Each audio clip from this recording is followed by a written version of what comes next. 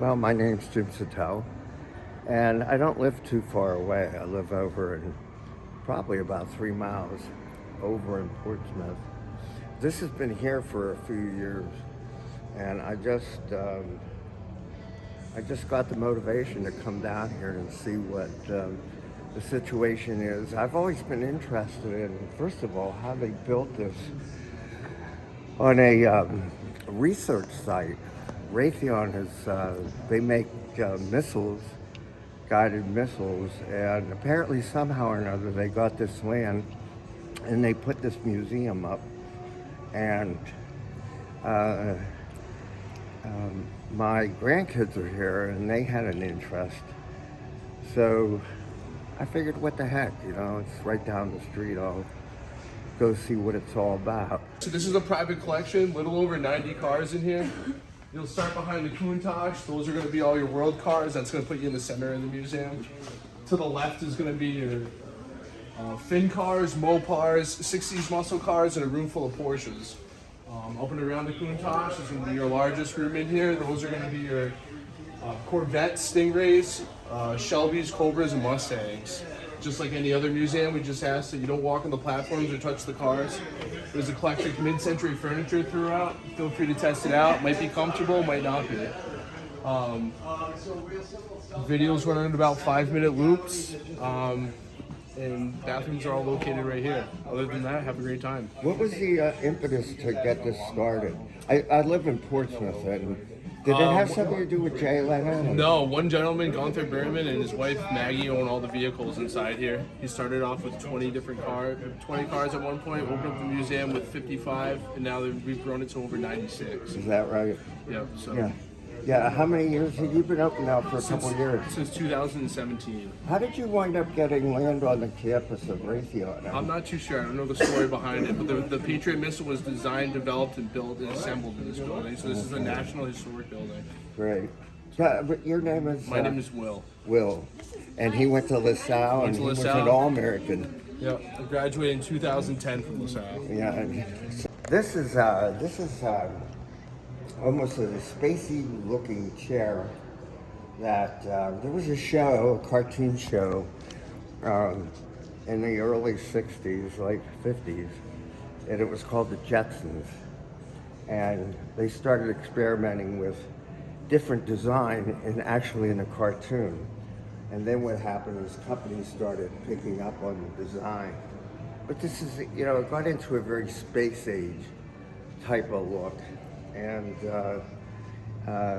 that's consistent with those days where the Americans were really very advanced in terms of rockets and going out to space, landing on the moon, all kinds of things of that nature.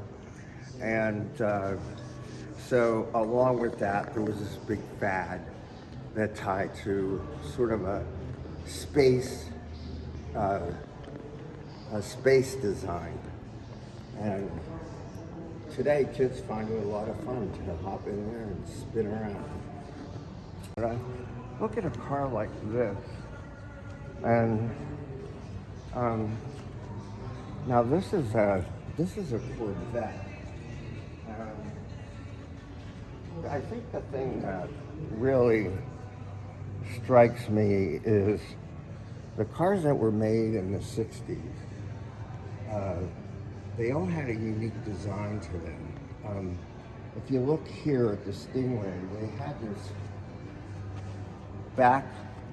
humpback, and it was one of the few cars that they started just having only 2 seats in it. Just 2 seats.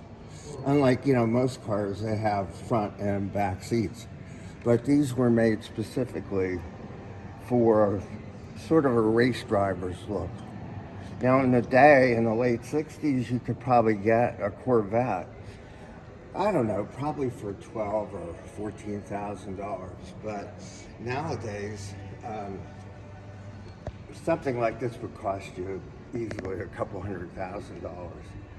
So when you look inside, as I said again, only front seats. You can see the logo on the steering wheel.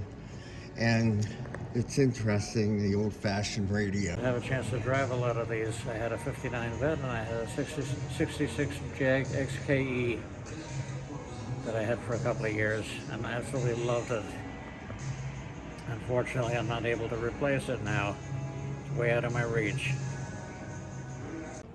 These cars that, a lot of the cars that are here have been built off of the original design, say from 1960s. So this was built in 2019.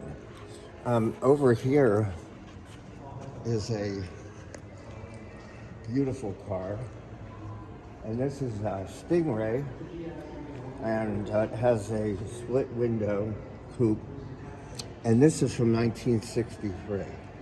And this is about when they started making these things. Stingrays came out of the Chevrolet division, and they were experimenting with a lot of different designs in those days. So 63, I would have been 8 years old at the time.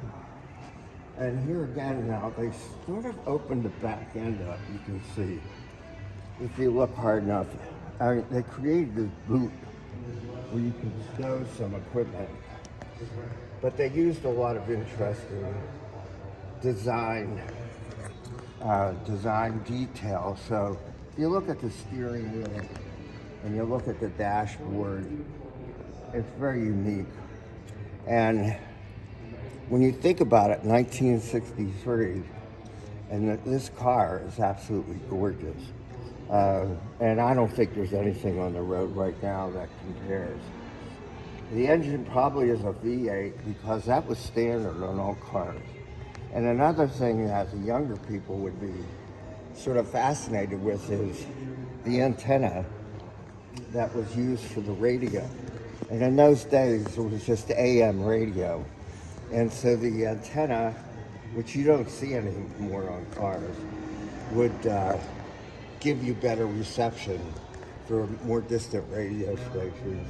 So at the time, they didn't have any communication capabilities, the cameras and things that we take for granted today, as far as phones and all that type of thing. That was just fantasy land in those days. So if you come over here now, they did these funny cars. And these funny cars, what they would do is they take, and I thought, you know, I had mixed feelings about taking a car of this nature. And here again, this is a Corvette. And this is a newer model from 2005. But if you look, they started doing all kinds of art design on these cars.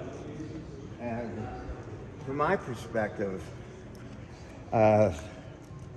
it's interesting, but I think that it really distracts from the car. And it looks like somebody famous did the artwork because they signatured the car. So that's about it. Let's cut here, and we'll go to another spot where I think we'll see some really interesting stuff. This is actually a car from 2020. You can compare the interior of something like this to something like this. That was 2020 to 1967. You can see how it's a much more, well, first off, modern looking interior in a 2020 car. You have all your sort of, you have cup holders, you have all this technology, you got the radio, all the buttons on the radio, you have all your side buttons, all your, it's a lot more busy in the 2020 interior compared to the, if we walk back here to the 1967 interior. You don't have as many buttons, you don't have buttons on the other side, like windows and that type of thing. I'm sure you do, but I don't know if you actually had glass windows on there. I'm sure you did, but you have all your dashboard things and whatnot. You have your radio, which isn't as, I guess, technical. You don't have cup holders. The mirrors of the 1967 car are a lot smaller than you can see on the 2020 car. On this 2020 car. You can see the back is a lot shorter than the 1967 car. The wheels here are a lot bigger on the 2020 car as compared to the 1967 car, but they are shorter than the 1967 car. The front here, if we take a look, has 4 headlights on it, as opposed to 4 headlights all in a horizontal spot, or horizontal line, as opposed to the 2020 car, which has 1 here, and then 2 on the other side in the same sort of fashion. But you still have on the 2020 car this, but it looks different as compared to the one from 1967, as it goes with that.